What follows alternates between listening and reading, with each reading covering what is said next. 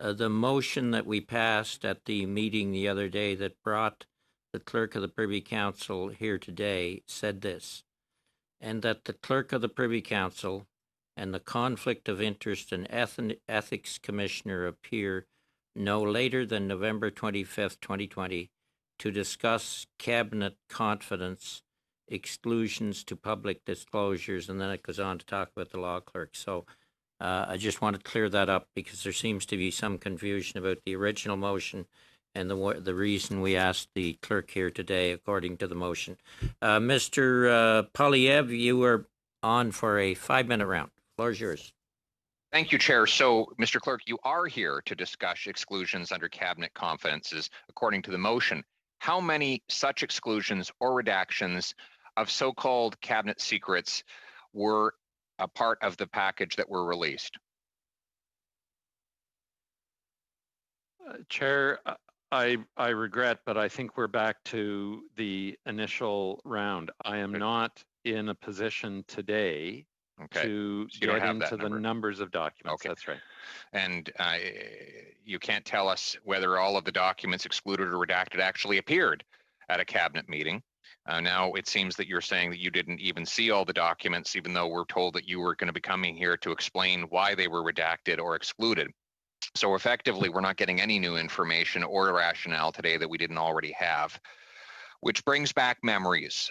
The Ethics Commissioner reported that 9 witnesses could not provide information in the SNC-Lavalin investigation because, again, of cabinet confidences as so defined by your office and by the Prime Minister. In it, he says, I was therefore prevented from looking over the entire body of evidence to determine its relevance to my examination. Requested democratically by Parliament. And furthermore said that he was unable to fully discharge his investigatory mandate, again, because of the application of so-called cabinet confidentiality.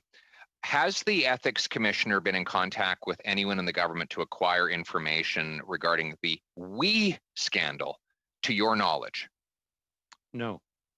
So he has not asked for any documents or any witnesses in the government, to your knowledge? That is correct. So you have not been summoned to testify in his investigation or answer any of his questions? No, I have not. And would you, if he were to ask for to see the documents that you have redacted or excluded under the pretext of cabinet secrecy, would you take the same approach in this WE scandal investigation that you took in the SNC-Lavalin investigation? As the custodian of cabinet confidences, I would take the same principled approach to every case. And Chair, given that the member has opened the door to the SNC-Lavalin case, I think it is worth pointing out that I indicated to the Ethics Commissioner that had he grounds for believing that specific cabinet confidences might assist him in his work, I was more than prepared to receive such overtures, and I did not receive any. I applied the doctrine of cabinet confidence in that case, the Prime Minister having already waived substantial cabinet confidence. But sorry, Mr. Sugar, but with respect his report, which is a matter of public record that you have not publicly disputed until now. Mr. Poilievre, I have if I looked at the time, the clerk, in the combination of your last 2 times, needs a few more seconds to complete his answer. I'm not going to. I hope it won't come off my time. Mr. Clerk, finish your statement, please. Well, just to say, Chair, that the Ethics Commissioner and I did have an exchange of letters. I was entirely prepared to hear from him with respect to his reasons and the grounds for requesting further information, and there was no further request, and the matter stayed there. And I do not dispute his report, except to say that the Ethics Commissioner is likewise a servant of the House of Commons, and I deeply respect that role. Yeah. But I am Thank a you. servant Okay. of the executive We'll let it go back branch. to Sure. Mr. Poilievre. Go ahead. But with respect, the ethics commissioner has indicated that there were 9 witnesses prevented from providing information to his investigation into the SNC-Lavalin scandal. Mr. Chair, point of order. Point of order. So. We are starting to get into SNC-Lavalin. Poilievre, a point of order. What's your point of order? We are starting to get into SNC-Lavalin, a completely different case. I don't find the relevance to what it is we're discussing and I don't see the relevance to this motion now. Thank you, Ms. Sirwitz. We'll try and keep it relevant to the motion that we asked the clerk here for. Mr. Poilievre, you have time for one last quick question. So the ethics commissioner did provide a rationale of what he needed and why he needed it in the context of that cabinet confidentiality dispute, which we are now discussing another today. And still, the government prevented him from receiving it. So, Mr. Clerk, allow us to be suspicious about the government's, and particularly the Prime Minister's, good faith when it comes to the application of so-called cabinet secrets. If the so-called cabinet secrets was used as a pretext to prevent the truth from coming out in the last scandal, why should we not believe it would happen in this scandal? Point of order, Mr. Chair. I'm sorry. This is completely irrelevant to what we're supposed to do. The question has been asked. We'll let it go. Mr. Clerk.